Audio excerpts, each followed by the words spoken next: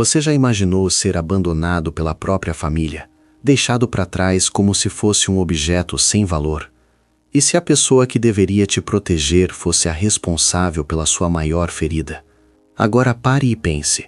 O que você faria se tivesse todo o dinheiro do mundo, o poder para se vingar ou para julgar, e o destino colocasse essa pessoa no seu caminho 30 anos depois? Você seria capaz de perdoar o imperdoável se descobrisse que aquele abandono foi o ato de amor mais desesperado que alguém já cometeu? Lucas está de pé diante de uma parede inteira de vidro temperado, no 30º andar de um arranha-céu que rasga o céu da cidade. Lá embaixo, as luzes dos carros são apenas rios de ouro e sangue correndo pelas artérias de concreto, indiferentes, distantes. Lucas tem 32 anos e sua postura é a de um imperador solitário. O terno italiano que veste custa mais do que a casa onde a maioria das pessoas vive, ajustado perfeitamente aos seus ombros largos, mas que parecem carregar um peso invisível, muito maior do que a gravidade. O silêncio ali dentro é absoluto. É um silêncio caro, comprado com milhões de dólares, projetado para manter o caos do mundo lá fora. Mas o caos de Lucas é interno. Ele segura um copo de cristal com uísque intocado, o gelo já derretido, uma metáfora líquida do tempo que ele perdeu esperando por respostas que nunca vieram. Ele não bebe, ele apenas encara o reflexo no vidro. Quem é aquele homem? Para o mundo, ele é o órfão de ouro, o jovem magnata da logística que construiu um império do nada. Mas para aquele reflexo, ele é apenas uma criança deixada numa caixa de sapatos, gritando por um nome que ele nunca soube pronunciar. Lentamente, ele se afasta da janela e caminha até a mesa de mogno maciço. O escritório é minimalista, sem fotos de família, sem lembranças de férias. A única coisa sobre a mesa imaculada é um papel amarelado, gasto pelo tempo e pelo toque obsessivo dos dedos dele. É uma certidão de nascimento antiga, quase ilegível, resgatada dos arquivos mortos de um orfanato estatal. Lucas pousa o copo e pega o papel. Suas mãos, geralmente firmes para assinar contratos bilionários, tremem levemente. A textura do papel é áspera. Ele passa o polegar sobre o nome da mãe biológica. A tinta está borrada, como se tivesse sido escrita sob lágrimas ou pressa. Aquele pedaço de papel é a única prova de que ele nasceu de alguém, e não da frieza do mundo. Ele fecha os olhos e respira fundo, e o som do ar entrando em seus pulmões soa como um vendaval naquele quarto silencioso. A dor não grita, a dor sussurra, e ela está sussurrando agora que a hora chegou. A transformação começa, não é mágica, é dolorosamente humana. Lucas despe o paletó caro e o joga sobre a cadeira de couro com um desdém calculado. Ele desabotoa os punhos da camisa de seda, tira o relógio suíço que marca os segundos de sua solidão e o deixa cair na mesa com um baque seco. Ele abre uma gaveta lateral e retira uma jaqueta de brim barata, desbotada, com um cheiro leve de mofo e guardado. Ao vesti-la, sua postura muda. Os ombros caem ligeiramente. Ele se olha no espelho de corpo inteiro no canto da sala. O milionário desapareceu. O que resta é um homem comum, um trabalhador cansado, uma tela em branco pronta para ser pintada pela realidade crua das ruas. O som dos passos de Lucas ecoa no concreto frio da garagem. Ele passa direto pela BMW reluzente, pela Mercedes blindada, ignorando as máquinas que são extensões do seu ego. Ele caminha até o fundo, onde um sedã popular alugado, cinza e anônimo, o aguarda. É um carro que não chama a atenção, um veículo invisível na multidão, perfeito para um fantasma que busca assombrar o próprio passado. Ao entrar no carro, o cheiro é diferente. Cheiro de plástico, de ambientador barato de pinho, de passageiros anteriores que deixaram seus rastros de suor e vida. Lucas fecha a porta e o mundo de luxo é definitivamente trancado do lado de fora. Ele gira a chave. O motor engasga antes de pegar, um som áspero e real. Ele sai da garagem e a cidade o recebe com violência. A chuva, que antes era apenas um detalhe visual através do vidro do escritório, agora é uma força física. A água martela o teto do carro popular, criando uma cacofonia ensurdecedora. O para-brisa é chicoteado pela tempestade, e os limpadores lutam freneticamente, num ritmo hipnótico, para manter a visibilidade. É o início do símbolo, a água que tenta lavar, mas que por enquanto apenas borra a visão.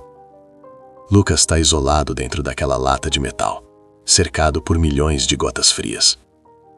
Ele ativa o aplicativo de motorista no celular preso ao painel. A luz azul da tela ilumina seu rosto, criando sombras profundas sob seus olhos. O coração dele bate descompassado, uma bateria de ansiedade no peito. Ele não está ali pelo dinheiro da corrida. Ele está ali por uma única notificação. E então acontece. O som do alerta do aplicativo corta o barulho da chuva como uma faca. Lucas congela. Seus olhos se fixam na tela. O mundo parece entrar em câmera lenta. A respiração de Lucas trava na garganta. É ela.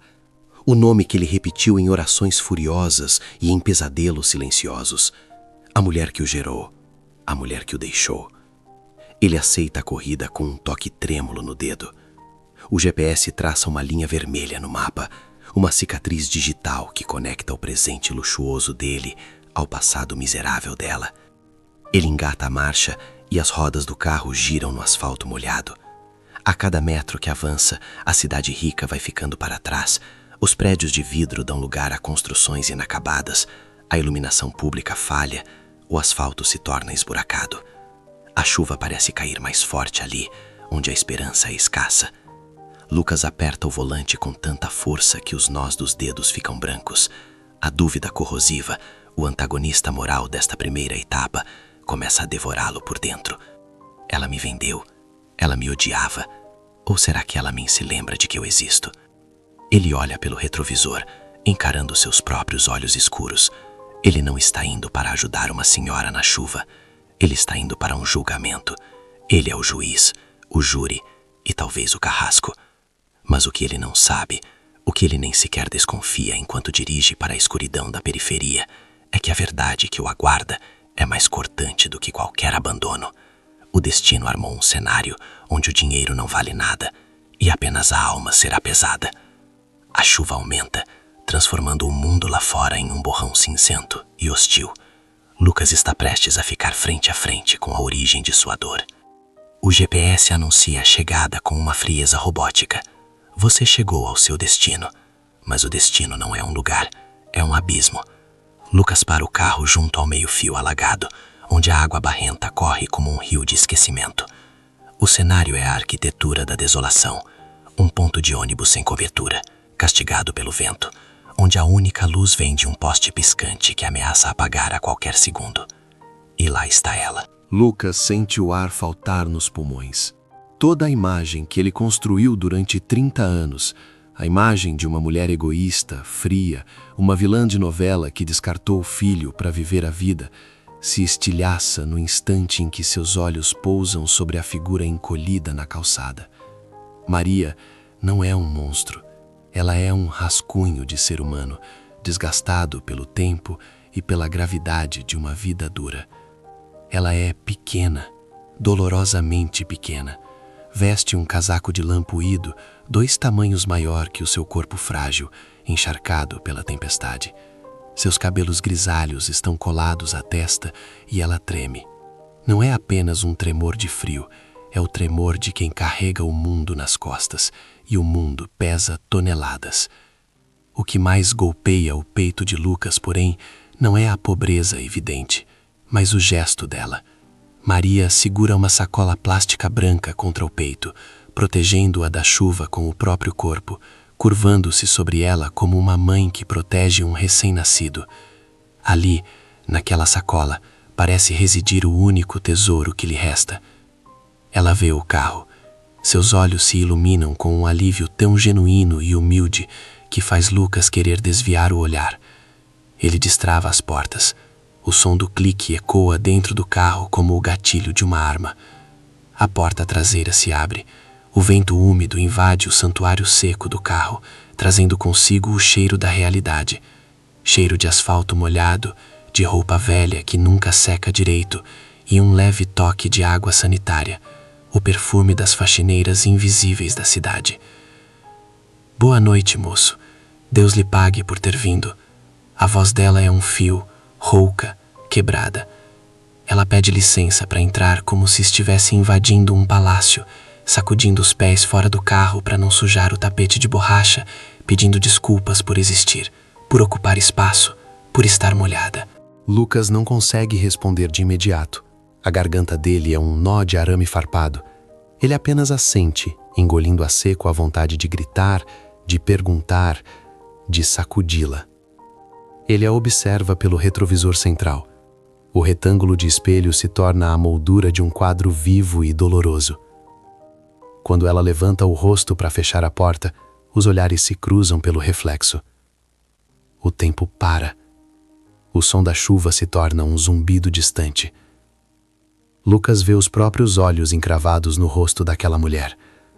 O mesmo formato amendoado, a mesma profundidade escura, a mesma melancolia que ele vê no espelho de sua cobertura milionária todas as manhãs.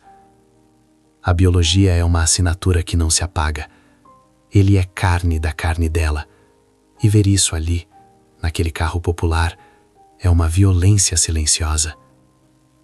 Ela treme violentamente no banco de trás. As gotas de água escorrem de seu nariz e queixo. Lucas, num movimento automático que escapa ao seu controle racional, estica a mão para o porta-luvas e pega uma caixa de lenços de papel. Ele oferece para trás, sem se virar, mantendo o contato visual apenas pelo espelho.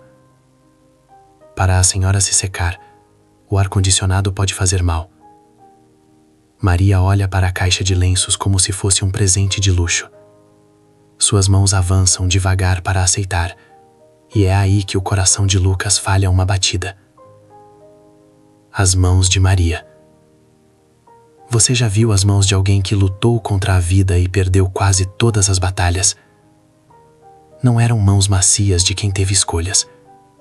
Eram mapas geográficos de sofrimento. A pele estava curtida, as articulações dos dedos inchadas e deformadas por anos de produtos químicos e esforço repetitivo. As unhas eram curtas, limpas, mas cercadas por pele rachada pelo frio. Eram mãos que sangraram para sobreviver. Mãos que, em algum momento da história, seguraram Lucas recém-nascido. Como aquelas mãos que agora seguram um lenço de papel com tanta gratidão e delicadeza, poderiam ter tido a força cruel de abandoná-lo.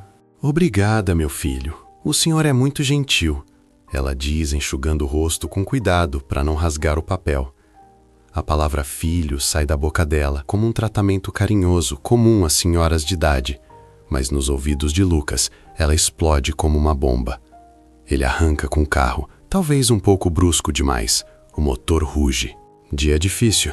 Lucas pergunta. Sua voz soa estranha aos seus próprios ouvidos, grossa, contida. Ele precisa ouvir a voz dela. Ele precisa encontrar a falha, a maldade, a justificativa para o seu ódio. Maria suspira. E o som é como o ar saindo de um pneu furado. Ela abraça a sacola plástica novamente, apertando-a contra o ventre. Todo dia luta, moço. Mas hoje a chuva castigou. A patroa não gostou que eu demorei para chegar. Descontou do meu dia. Ela faz uma pausa, olhando para a janela onde a cidade passa borrada pela água. Mas tá tudo bem. O importante é que eu consegui trazer o que precisava. Ela acaricia a sacola. Lucas franze a testa, a curiosidade lutando contra o ressentimento. O que tem aí de tão importante? Se me permite a pergunta. Maria sorri. É um sorriso triste, desdentado no canto, mas que ilumina seus olhos cansados de uma forma que Lucas não esperava. É um sorriso de amor. Sobrou um pouco do bolo da festa da neta da patroa e uns salgadinhos. Ela fala baixo, como se confessasse um crime. Ela ia jogar no lixo, moço. No lixo. Eu pedi para trazer. Meus meninos, eles gostam tanto de bolo. Faz tempo que a gente não come um doce. A frase atinge Lucas como um soco no estômago. O ciúme, quente e irracional, sobe pela sua espinha. Então ela tem outros filhos, filhos que ela ficou, filhos que mereceram o bolo, o cuidado, a presença dessas mãos calejadas, enquanto ele foi entregue à própria sorte. O vilão dentro de Lucas ganha força novamente. A empatia que estava nascendo ao ver as mãos dela começa a ser envenenada pela dor da rejeição comparativa. Seus filhos devem ficar felizes, Lucas diz, e há veneno em sua voz, ácido disfarçado de cortesia. Sorte a deles terem uma mãe que traz bolo na chuva. Maria não percebe a ironia. Ela abaixa a cabeça e a tristeza volta a cobrir seu rosto como um véu. Não são meus filhos, moço. Ela sussurra, e a voz dela treme, não de frio, mas de uma dor antiga, uma ferida que nunca cicatrizou. São meus sobrinhos, eu crio eles. Mas filho? Filho mesmo? O silêncio invade o carro.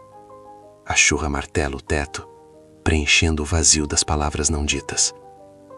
Lucas sente o sangue pulsar nas têmporas. Ele está à beira do precipício. Ele sabe que a próxima pergunta vai mudar tudo. O ar dentro do veículo fica pesado, carregado de eletricidade estática emocional. Ele olha pelo retrovisor. Maria está olhando para o nada, perdida numa memória que a transportou para longe daquele carro, longe da chuva, para um lugar onde a dor começou. Uma lágrima solitária, que não é da chuva, escorre pelo rosto dela, traçando um caminho limpo na pele suja de fuligem. Ela não parece uma mulher que se livrou de um peso.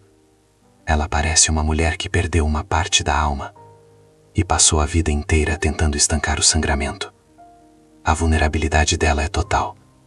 E Lucas, o homem de ferro, o milionário blindado, sente sua armadura rachar. O que acontece quando o ódio que nos manteve em pé durante anos encontra a face da fragilidade? O que você faria se a pessoa que você jurou odiar se revelasse a pessoa mais quebrada que você já conheceu? Lucas engole a seco. A pergunta está na ponta da língua. A pergunta que vai abrir a caixa de Pandora. Mas antes que ele possa falar, Maria fecha os olhos e encosta a cabeça no vidro frio da janela, exausta.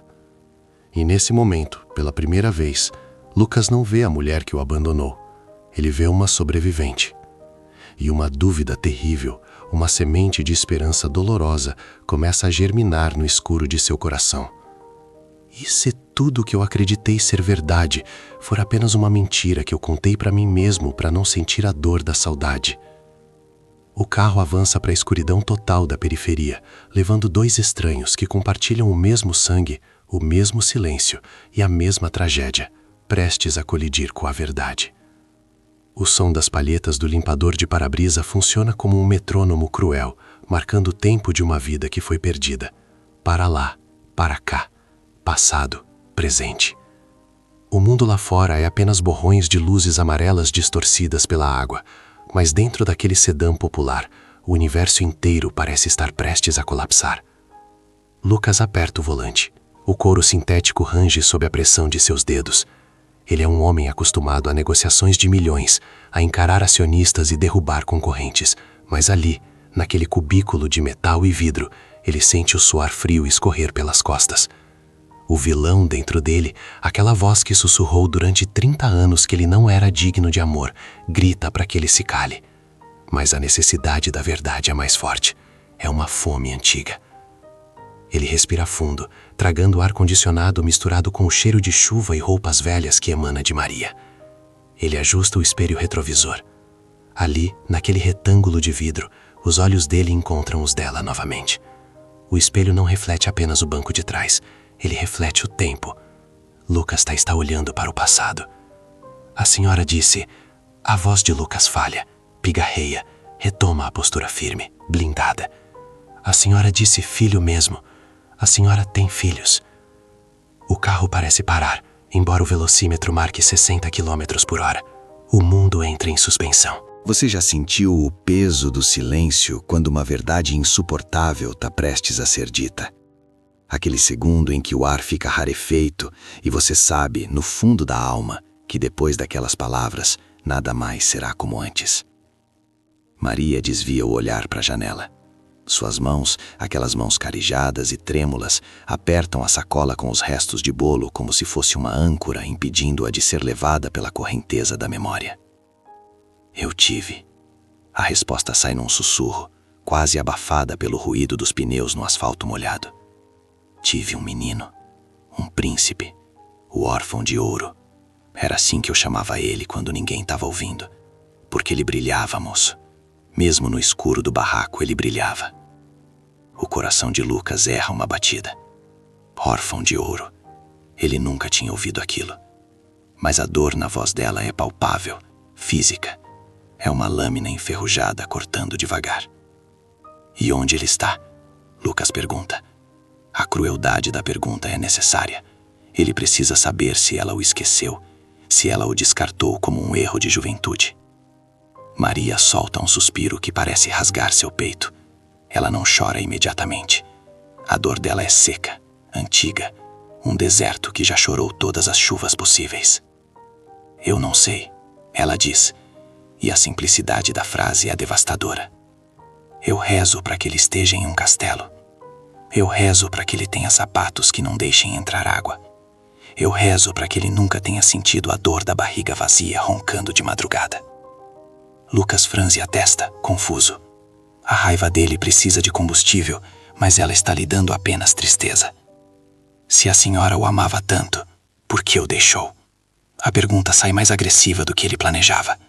É a acusação de uma vida inteira saindo pelos lábios de um estranho. Maria finalmente olha para o retrovisor.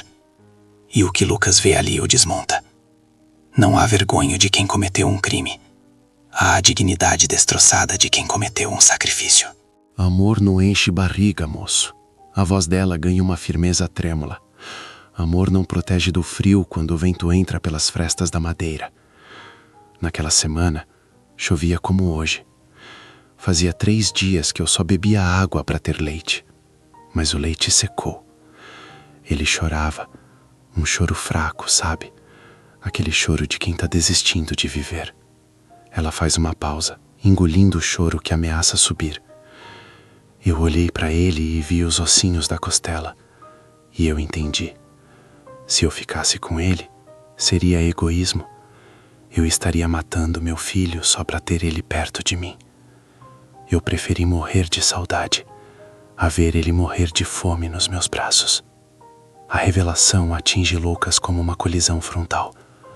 Todo o edifício de ódio que ele construiu, a ideia de que foi rejeitado por ser um estorvo, por ser indesejado, começa a ruir. As fundações tremem. Ela não o vendeu, ela não o jogou fora, ela o salvou. Lucas olha para suas próprias mãos no volante. Mãos macias, bem cuidadas, com um relógio suíço no pulso que custa mais do que a casa onde ela provavelmente mora. Aquele relógio, aquela roupa, aquele carro, tudo isso foi comprado com o sacrifício dela.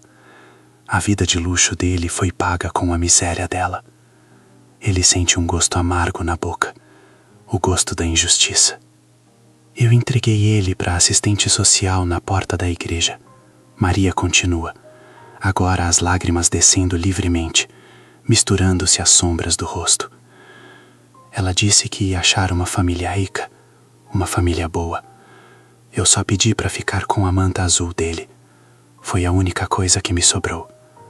Eu dormi na rua aquela noite, moço. Chovia e eu não sentia frio, porque a dor no meu peito era maior que qualquer frio. Lucas tem vontade de parar o carro, tem vontade de gritar. Ele quer arrancar a máscara, virar-se para trás e dizer: "Sou eu, mãe, sou eu. Eu estou vivo. Eu sou rico. Você conseguiu." Mas algo o impede. O carro começa a entrar em ruas esburacadas. A iluminação pública desaparece, substituída por gatos de luz precários e janelas escuras. O cenário muda drasticamente. A cidade rica ficou para trás. Eles estão entrando no território da sobrevivência nua e crua. E à medida que a paisagem se deteriora, a raiva de Lucas muda de alvo. Ela sai de Maria e se volta para o universo, para Deus, para o destino. Como pode ser justo? Como pode uma mulher capaz de um amor tão violento e abnegado terminar a vida carregando restos de bolo na chuva para sobrinhos que nem são seus filhos? "A senhora nunca tentou procurar ele?" Lucas pergunta, a voz rouca. "Todo dia", ela responde, secando o rosto com as costas da mão suja. "Mas quem vai ouvir uma velha faxineira? E também eu tenho vergonha. O que eu tenho para oferecer para ele hoje? Só essa minha pobreza? Ele deve ter vergonha de ter vindo de mim. O GPS indica que o destino está a 200 metros. Um beco escuro, ladeado por muros altos e pichados.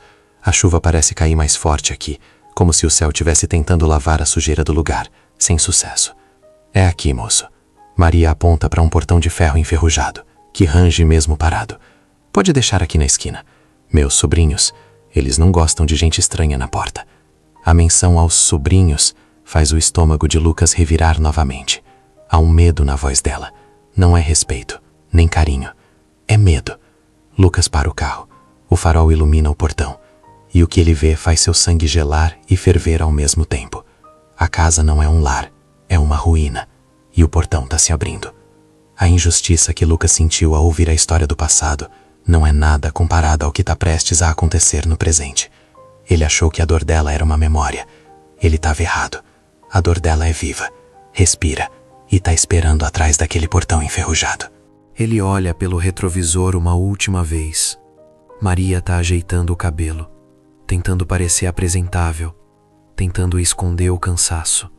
Ela está se preparando para entrar na cova dos leões, armada apenas com um sorriso frágil e uma sacola de salgadinhos frios.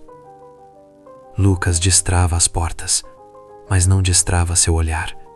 Ele sente com uma certeza absoluta e aterrorizante que a viagem não acabou. Na verdade, a verdadeira tempestade está apenas começando. O motor do carro morre, mas o silêncio não vem. Pelo contrário, o desligar da máquina apenas abre espaço para o rugido da tempestade lá fora. A chuva não cai, ela castiga.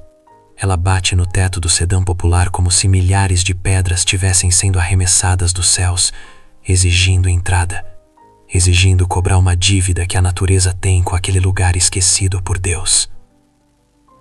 Dentro do veículo, o ar-condicionado ainda mantém um resquício de conforto artificial, uma última barreira entre o mundo civilizado de Lucas e a barbárie que aguarda do lado de fora. Maria coloca a mão na maçaneta. A mão treme.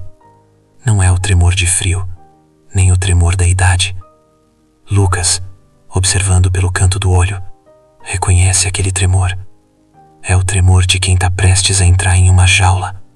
É o pavor condicionado de quem sabe que, não importa o que faça, será julgada e condenada assim que cruzar a soleira da porta. Obrigada, moço. Ela sussurra, a voz quase inaudível sobre o barulho do vento.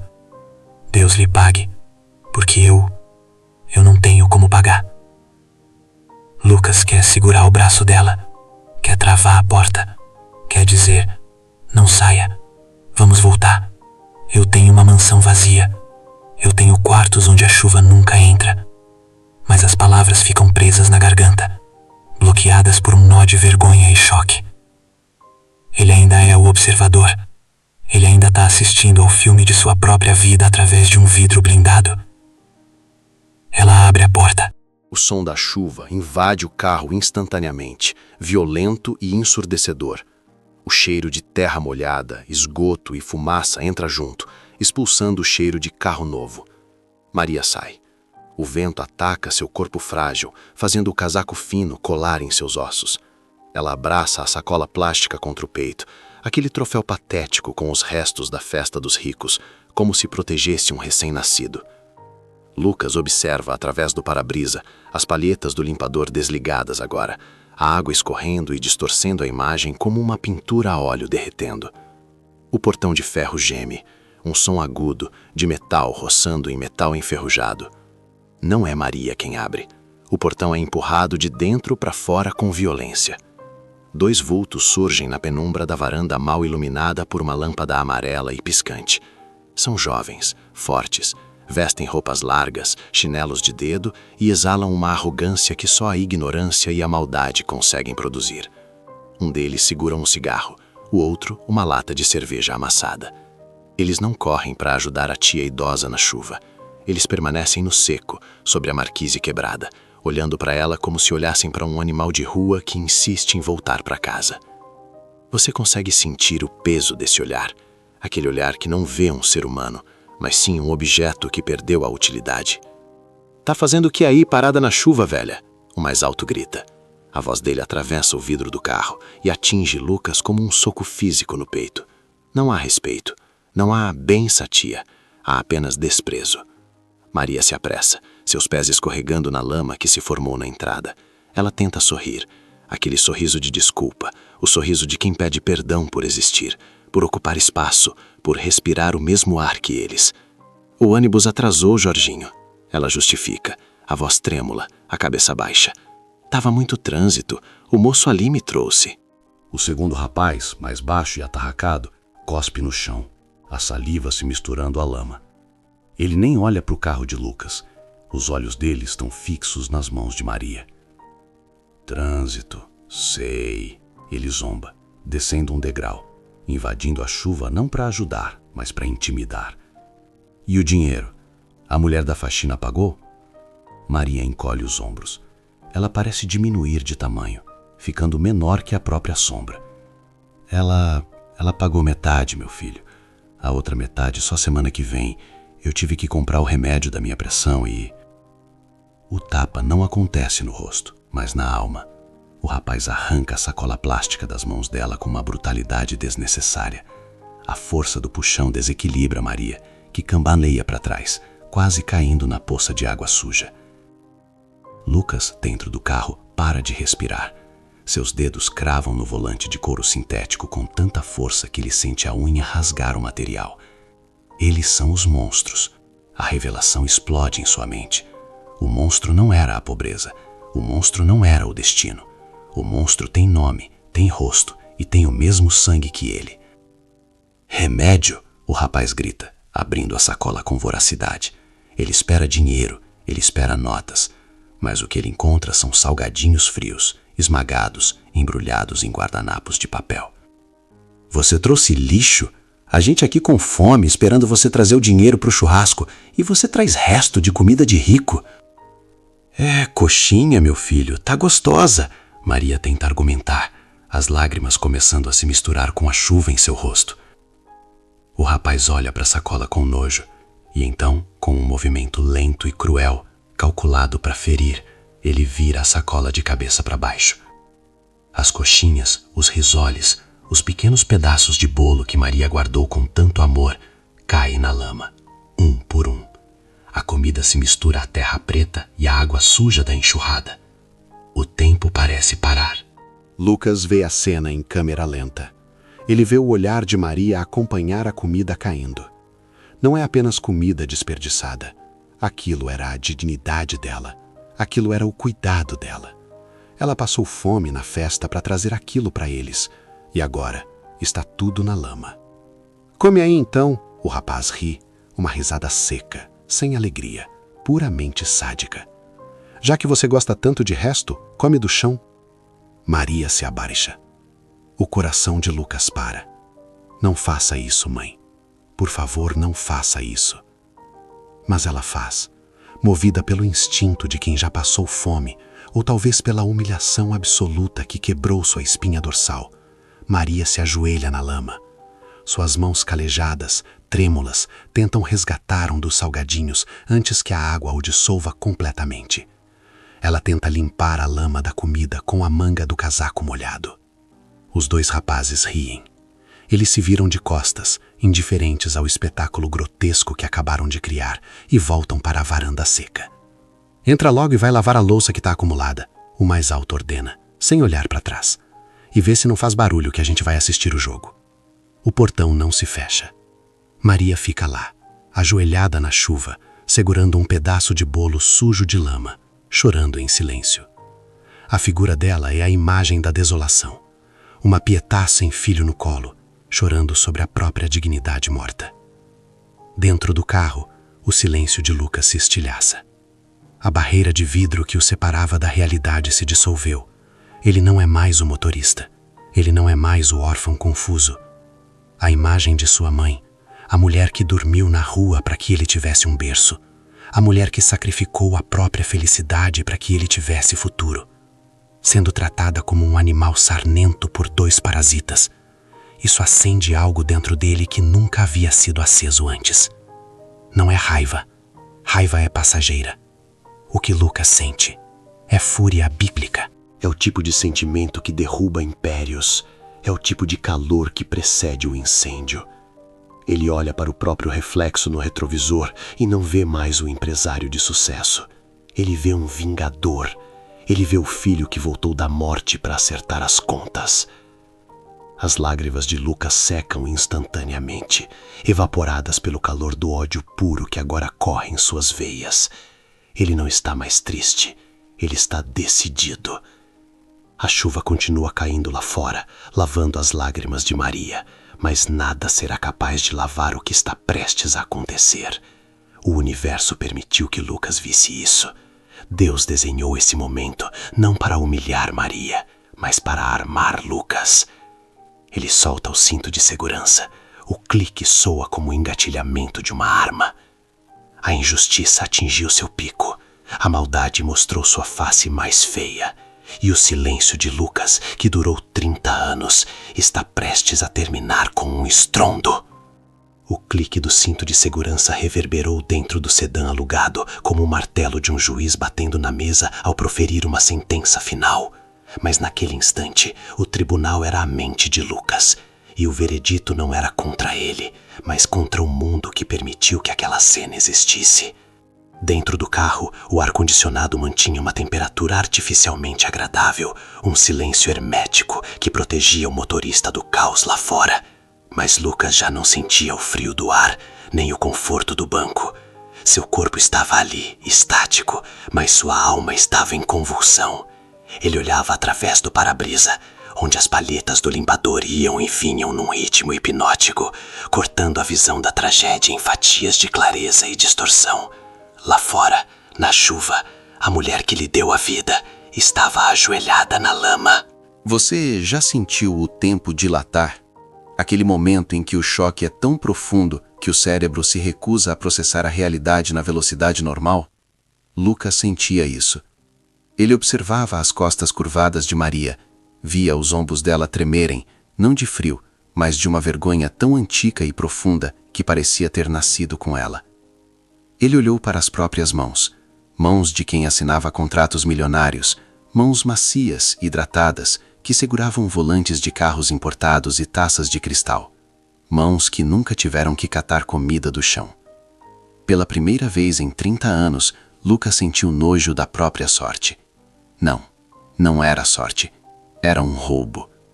Ele percebeu com uma clareza espiritual assustadora que todo o conforto que ele desfrutou na vida foi comprado com a miséria daquela mulher. Cada jantar caro que ele pagou sem olhar a conta foi subsidiado pela fome que ela sentiu naquela noite em que o entregou. Cada terno de corte italiano que vestiu foi tecido com o frio que ela suportou nas ruas. Ele era o órfão de ouro, sim, mas o ouro dele era o sangue dela. Uma lágrima solitária, quente e pesada, escorreu pelo rosto de Lucas. Mas não era uma lágrima de tristeza. A tristeza é passiva, a tristeza aceita, se encolhe e dorme. O que Lucas sentia agora era algo muito mais antigo, algo bíblico. Era o sopro de uma fé guerreira. Era a compreensão súbita de que Deus não o trouxe até aquele endereço esquecido na periferia para que ele fosse um espectador. Deus não lhe deu dinheiro, poder e influência para que ele construísse uma bolha. Deus o armou. Durante toda a sua vida, Lucas perguntou aos céus: por que eu? Por que fui deixado? Agora, olhando para Maria tentando limpar a lama de um risole esmagado para não desperdiçar o alimento, a resposta desceu sobre ele como um raio silencioso. Você não foi deixado, Lucas. Você foi enviado. Você foi enviado para longe, para crescer, ficar forte, acumular recursos e voltar no dia exato em que ela precisasse ser resgatada. A narrativa de abandono se desfez em sua mente como fumaça. Aquilo nunca foi abandono. Foi estratégia de sobrevivência. Ela o lançou no rio como a mãe de Moisés, confiando que a correnteza o levaria a um palácio, longe da escravidão daquela miséria. E agora Moisés havia voltado. E ele não estava ali para visitar. Ele estava ali para libertar. A respiração de Lucas mudou. O ar entrava em seus pulmões com força, expandindo o peito, quebrando a postura curvada de motorista de aplicativo. O disfarce não cabia mais nele. Ele não precisava mais fingir ser pequeno para entender a dor dela. Ele precisava ser gigante para acabar com ela. Ele desligou o motor do carro. O silêncio mecânico deu lugar ao som abafado da tempestade batendo no teto de metal. Era um som de guerra, tambores d'água anunciando a marcha. Lucas levou a mão à maçaneta da porta. Aquele pedaço de plástico frio era a fronteira final. Era o limite entre o mundo dos observadores e o mundo dos agentes. Se ele abrisse aquela porta, não haveria volta. Se ele saísse naquele dilúvio, ele estaria assumindo a paternidade da própria mãe. Ele se tornaria o escudo dela. Você consegue imaginar o peso dessa decisão? Não se trata apenas de sair do carro. Trata-se de sair da sua zona de conforto para entrar na tempestade de outra pessoa. Quantos de nós teríamos a coragem de sujar nossos sapatos para limpar a honra de alguém? Lucas empurrou a porta. O vento invadiu o carro instantaneamente, trazendo consigo o cheiro de terra molhada, de esgoto a céu aberto, de realidade crua. A chuva açoitou o rosto de Lucas, molhando a camisa social branca que ele usava sob a jaqueta simples. O choque térmico foi um batismo. A água gelada lavou a hesitação. Ele colocou o pé esquerdo para fora. O sapato de couro italiano, feito à mão, afundou na lama viscosa da calçada quebrada. A lama cobriu o brilho do couro, manchou a bainha da calça. Lucas nem olhou para baixo. Aqueles sapatos, que custavam mais do que a casa onde Maria morava, agora não valiam nada, e ao mesmo tempo valiam tudo, pois eram os sapatos que o levavam até ela. Ele se levantou. Ficou de pé ao lado do carro, sob a chuva torrencial. A água encharcou seu cabelo em segundos, escorrendo por sua testa, entrando em seus olhos. Ele não piscou. Lá na varanda, os dois rapazes ainda riam, de costas, alheios à mudança na atmosfera. Eles não perceberam que a pressão do ar havia mudado. A covardia os deixava surdos para a justiça que se aproximava. Eles achavam que eram os donos daquele pequeno reino de terror, reis de um castelo de ruínas, oprimindo a única súdita leal que tinham. Mas Maria sentiu. Ainda de joelhos, com as mãos sujas de barro, ela parou. Talvez fosse o som da porta do carro batendo com uma firmeza incomum. Talvez fosse a sombra que se projetou sobre a poça d'água à sua frente. Ou talvez fosse aquele instinto materno que, mesmo após 30 anos de separação, reconhece a vibração da própria carne. Ela levantou os olhos lentamente, temerosa. O que ela viu não foi o motorista gentil que lhe ofereceu um lenço. O homem que caminhava em sua direção, ignorando a chuva, ignorando a lama, ignorando o mundo, emanava uma autoridade que ela nunca tinha visto naquela rua. Lucas caminhava com passos largos e pesados, não corria. A pressa é para quem tem medo de chegar tarde. Ele sabia que estava exatamente na hora certa. Cada passo dele na lama produzia um som úmido, mas firme. Splash, splash, splash. Ele emanava uma energia tão densa que parecia repelir a própria chuva. Seu rosto estava fechado, maxilar travado, olhos fixos nos dois homens na varanda, como um predador focado na jugular da presa. Mas, ao passar pelo portão enferrujado, seu olhar se desviou por um segundo para baixo, para ela. E naquele breve contato visual, algo sobrenatural aconteceu. Maria viu nos olhos daquele estranho uma dor que ela conhecia. Ela viu uma fúria que era feita de amor. Era como se, por um milagre, o menino que ela entregou nos braços da assistente social tivesse crescido em um segundo e voltado como um arcanjo vingador. Ela não sabia o nome dele. Para ela, ele era apenas o motorista do aplicativo. Mas seu coração, aquele órgão traidor e esperançoso, falhou uma batida. Lucas não parou para ajudá-la a levantar ainda. Não. Ajudá-la agora seria apenas consolo. E ele não queria consolar. Ele queria resolver. Primeiro, ele precisava remover a ameaça. Primeiro, ele precisava limpar o templo. Ele passou por ela. A sombra dele a cobriu, protegendo-a da chuva por um breve instante. Ele caminhou em direção aos degraus da varanda onde os sobrinhos estavam. A chuva aumentou, como se o céu estivesse aplaudindo a coragem. O vento uivava entre as telhas quebradas. Lucas parou na base da escada. A lama cobria seus sapatos, suas calças estavam encharcadas, seu cabelo pingava. Mas ele nunca pareceu tão rico, tão poderoso, tão inabalável quanto naquele momento. Ele não era mais Lucas, o milionário órfão. Ele era a consequência viva de cada lágrima que Maria chorou. Ele era o acerto de contas. Dentro dele, o medo infantil de rejeição havia sido incinerado. Não havia espaço para dúvida. Ele sabia quem ele era. Ele era o filho dela. E os homens na varanda, que finalmente se viraram ao perceber a presença estranha e imponente no quintal, estavam prestes a descobrir que existem erros que o destino não perdoa. A zombaria no rosto do sobrinho mais velho vacilou quando ele encontrou o olhar de Lucas.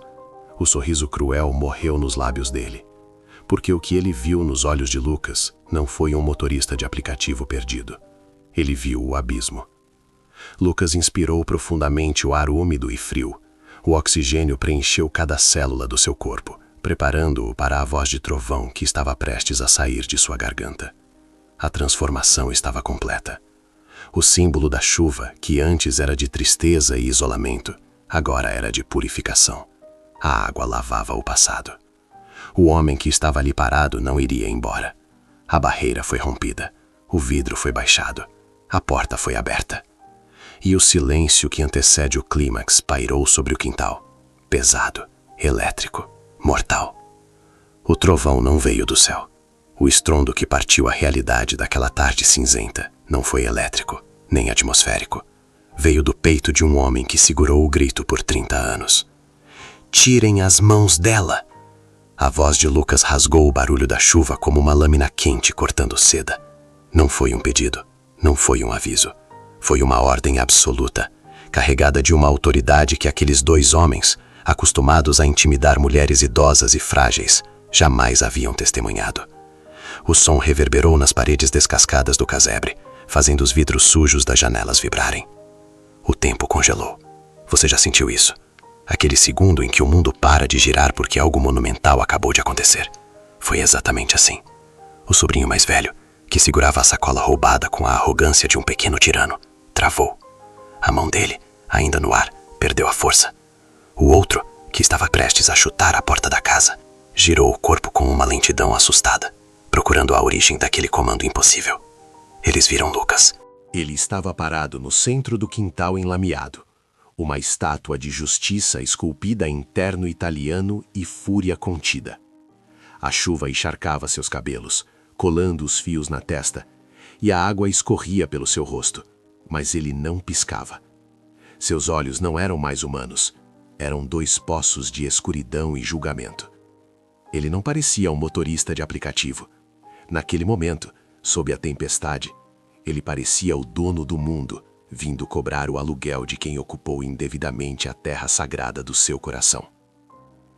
Quem é você?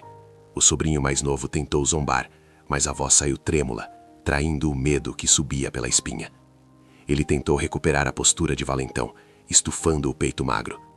É o namoradinho da velha, veio defender a... Lucas não o deixou terminar. Ele não gritou dessa vez. Ele apenas deu um passo à frente. Um único passo. Mas foi um movimento tão carregado de ameaça física que os dois recuaram instintivamente, tropeçando nos degraus da varanda. Mais uma palavra, Lucas disse, a voz agora num sussurro grave e perigoso, audível apenas porque a chuva parecia ter diminuído para ouvir o que ele tinha a dizer. Diga mais uma palavra ofensiva sobre esta mulher e eu juro, por tudo que é mais sagrado, que vocês vão desejar nunca ter nascido. O silêncio que se seguiu foi pesado. Era o peso da hierarquia moral se reestabelecendo. Os predadores haviam se tornado presas. Eles olharam para o carro estacionado lá fora, depois para a postura de Lucas, para o relógio em seu pulso, que valia mais do que a casa inteira, para a firmeza de suas mãos fechadas em punhos ao lado do corpo. A covardia, fiel companheira da crueldade, tomou conta deles. Lucas desviou o olhar dos agressores como se eles fossem insetos insignificantes e focou na única coisa que importava. Maria. Ela ainda estava no chão. A chuva misturava-se com as lágrimas em seu rosto enrugado, criando rios de dor que desciam pelo pescoço. Ela tremia, não de frio, mas de choque. Ela olhava para aquele homem alto e forte e tentava entender por que ele estava fazendo isso. Por que um estranho compraria uma briga que não era dele? E então, Lucas fez o impensável. Você consegue imaginar a cena? O homem que passou a vida construindo impérios, que vestia roupas que custavam fortunas, que detestava a sujeira e desordem, esse homem dobrou os joelhos. Sem se importar com a calça de alfaiataria, sem se importar com a lama fétida do quintal, Lucas ajoelhou-se diante de Maria. A água suja manchou o tecido fino instantaneamente, mas ele nem notou. Ele ficou na mesma altura dela. Ele diminuiu a si mesmo para engrandecê-la. Com uma delicadeza que contradizia a violência de sua voz segundos antes, Lucas estendeu as mãos. Suas mãos grandes, quentes e firmes envolveram as mãos calejadas e geladas de Maria. O toque foi elétrico. Foi o fechamento de um circuito que estava aberto há 3 décadas. Eles machucaram a senhora? Ele perguntou, a voz embargada, lutando para não chorar. Maria negou com a cabeça, incapaz de falar. Seus lábios tremiam. Ela olhou profundamente nos olhos dele. E foi ali, naquela proximidade íntima, sob o véu da chuva, que a alma dela reconheceu a dele. Não foi uma dedução lógica, foi biológica. Foi o útero lembrando do fruto. Os olhos dele tinham o mesmo formato dos dela. A covinha no queixo quando ele trincava os dentes era a mesma do pai que ele nunca conheceu. Moço, ela sussurrou, a voz falhando. Por que você está chorando por mim? Lucas engoliu o choro, mas as lágrimas venceram. Elas desceram quentes, misturando-se à chuva fria. Ele soltou uma das mãos dela e, com o polegar, limpou uma mancha de barro do rosto da mãe. Porque ninguém nunca mais vai te fazer chorar, Dona Maria. Nunca mais. Os sobrinhos, percebendo que a atenção de Lucas estava desviada, tentaram aproveitar o momento para recuperar o controle. O mais velho deu um passo à frente, com a coragem estúpida dos ignorantes. Ei, sai daí! Essa velha é problema nosso. Ela tem que pagar o que deve. A gente sustenta essa... Lucas não se levantou. Ele nem sequer virou o corpo todo. Ele apenas girou a cabeça por cima do ombro. O olhar que ele lançou aos 2 homens foi tão terrível, tão carregado de uma promessa de destruição, que o ar pareceu ficar rarefeito. Vocês querem saber quem eu sou? Lucas perguntou, a voz calma, mortalmente calma. Ele se levantou devagar, puxando Maria consigo, erguendo-a do chão como se ela fosse feita de cristal. Ele a manteve protegida atrás de si, um escudo humano impenetrável. Vocês perguntaram se eu sou o namorado, se eu sou a polícia. Lucas tirou do bolso interno do paletó encharcado a carteira, não para pegar dinheiro, mas para pegar um pedaço de papel velho, amarelado e gasto, que ele carregava como um amuleto. Eu não sou nada disso. Ele virou-se totalmente para os agressores. Eu sou o bebê que ela entregou 30 anos atrás. Eu sou o filho que ela salvou da fome. Eu sou aquele que sobreviveu graças ao sacrifício dessa mulher que vocês chamam de inútil. O choque atingiu os 2 homens como um soco físico. As bocas se abriram, mas nenhum som saiu. A cor sumiu de seus rostos.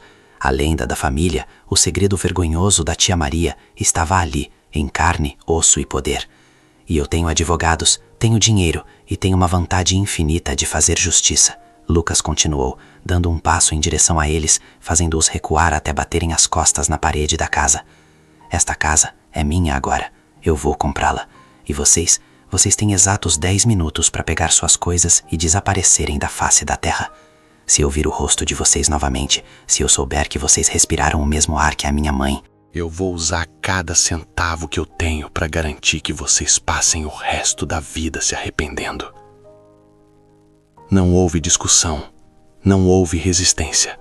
O medo absoluto diante de um poder superior fez o que a moralidade nunca conseguiu. Os fez correr. Eles entraram na casa tropeçando, desesperados, como ratos fugindo de um incêndio. O quintal ficou vazio. Apenas o som da chuva restou. Lucas virou-se para Maria. Ela estava paralisada, as mãos cobrindo a boca, os olhos arregalados, transbordando de uma emoção que não tinha nome. Era choque, era alegria, era descrença, era dor. tudo misturado num turbilhão. Lucas.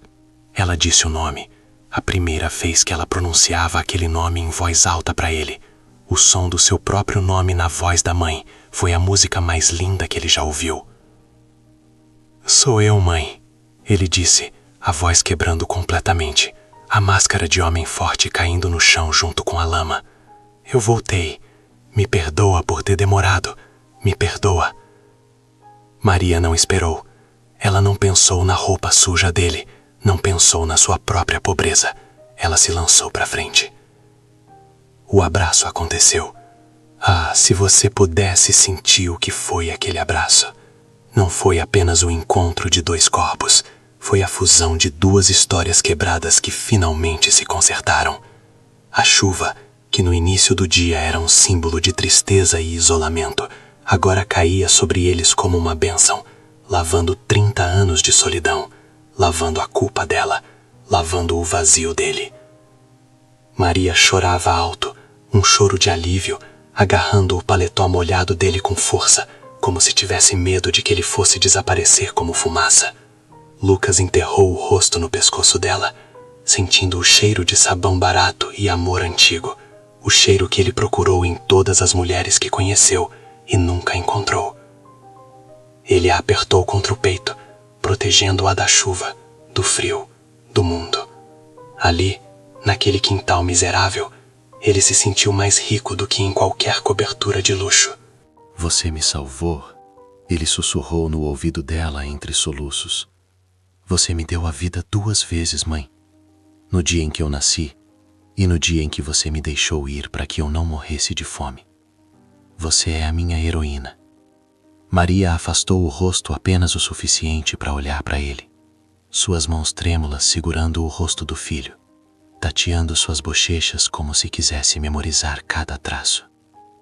Eu te amei todos os dias, ela soluçou, a voz rouca pela força do sentimento.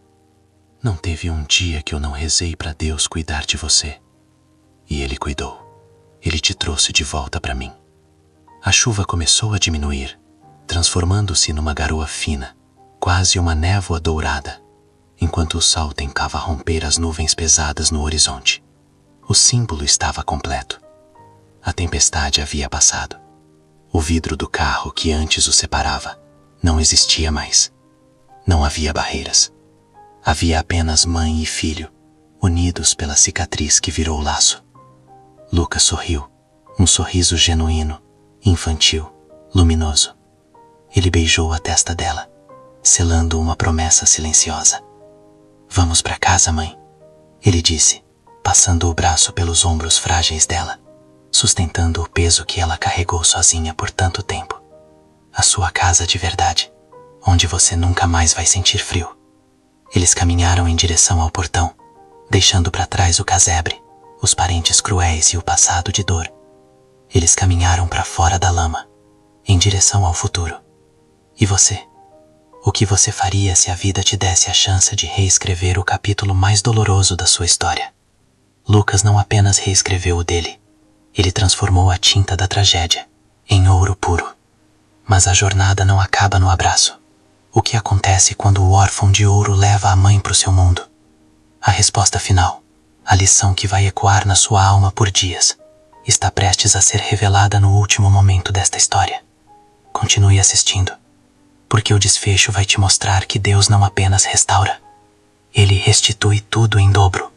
O som pesado da porta do carro se fechando foi como o bater de um martelo em um tribunal divino. Estava feito. O barulho da chuva, dos gritos, da humilhação e da pobreza ficou do lado de fora, abafado pelo isolamento acústico daquele veículo que, até então, era apenas um símbolo de status. Agora, aquele carro se transformava em uma arca de salvação. Lucas contornou o veículo e sentou-se ao volante. Ele não ligou o motor imediatamente. Por um breve momento, ele apenas respirou, sentindo a adrenalina baixar e dar lugar a uma paz que ele desconhecia. Ele olhou para o lado. Maria estava encolhida no banco de couro claro, tentando ocupar o menor espaço possível. Ela olhava para as próprias roupas molhadas, para a lama em seus chinelos gastos que sujavam o tapete de veludo. Ela parecia uma criança que tinha entrado em um palácio por engano e temia ser expulsa a qualquer segundo. "Eu tô sujando tudo, meu filho", ela sussurrou, a voz trêmula, com medo de estragar a perfeição daquele mundo que não lhe pertencia. "É tudo tão bonito e eu tô tão suja." Lucas sorriu. Não aquele sorriso de executivo, calculado e frio, mas um sorriso banhado em lágrimas, cheio de ternura. Ele estendeu a mão e tocou o ombro dela, ignorando a água que escorria de seus cabelos grisalhos. "Mãe", ele disse, saboreando a palavra, "esse carro é só metal, plástico e couro. Pode ser lavado, pode ser trocado, pode até ser jogado fora. Mas a senhora é a única coisa insubstituível aqui dentro. Pode sujar, pode molhar. Essa sujeira é a prova de que eu tirei de lá. É a lama da vitória." Ele ligou o carro. O motor roncou suavemente, uma besta domada, pronta para levá-los para longe. O aquecedor foi ligado e um ar quente e reconfortante começou a envolver Maria, secando o frio que habitava seus ossos há décadas. Lucas engatou a marcha e acelerou. O carro deslizou pela rua esburacada, passando pela última vez diante do portão daquele casebre. Pelo retrovisor, aquele mesmo espelho onde antes ele via apenas o próprio vazio, Lucas viu a imagem da casa diminuir. O lugar de dor, os parentes ingratos, a miséria, tudo foi ficando pequeno, insignificante, até desaparecer na curva da estrada. O passado não estava mais à frente, estava finalmente para trás. Enquanto eles ganhavam a avenida principal, deixando a periferia cinzenta, algo extraordinário aconteceu no céu. Como se a natureza estivesse em sintonia com a redenção que ocorria dentro daquele carro, as nuvens pesadas de chumbo começaram a se romper. A chuva parou. Primeiro foi apenas um facho tímido de luz. Depois, o sol do final da tarde rasgou a tempestade com uma violência dourada. A luz bateu no asfalto molhado e fez a estrada brilhar como se fosse feita de ouro líquido. O órfão de ouro agora dirigia sobre um caminho dourado, levando seu tesouro mais precioso no banco do carona. Maria olhou pela janela, os olhos semicerrados contra a claridade repentina. A luz iluminou as rugas profundas de seu rosto, transformando cada linha de sofrimento em um mapa de resiliência. Ela não parecia mais uma vítima. Naquela luz, ela parecia uma rainha retornando do exílio. Lucas estendeu a mão direita e buscou a mão da mãe sobre o console central. Quando os dedos dele, macios, cuidados, acostumados a assinar contratos milionários, entrelaçaram-se com os dedos dela, ásperos, calejados, deformados por anos de faxina e água sanitária, o ciclo se fechou. Não havia mais diferença entre o rico e o pobre. Havia apenas o amor que sobreviveu à ausência. Você já parou para pensar na arquitetura misteriosa do destino? Quantas vezes você chorou à noite, perguntando a Deus, por quê? Por que a dor? Por que a perda? Por que o abandono? Lucas olhou para a estrada e pela primeira vez em 30 anos, entendeu. Se Maria não tivesse tido a coragem sobre-humana de deixá-lo ir naquele orfanato, ele teria crescido na miséria. Talvez tivesse se tornado amargo, talvez não tivesse sobrevivido à fome, talvez nunca tivesse desenvolvido a força que o tornou quem ele era. E ela teria morrido de fome tentando alimentá-lo.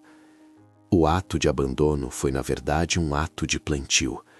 Ela plantou o filho na terra fértil do mundo, regou com lágrimas de saudade por 30 anos, para que hoje, no momento de sua maior necessidade, ele pudesse florescer como o carvalho forte que a protegeria da tempestade. Deus não escreve certo por linhas tortas. Deus escreve certo. Nós é que lemos torto, porque estamos olhando de muito perto, presos na dor do momento.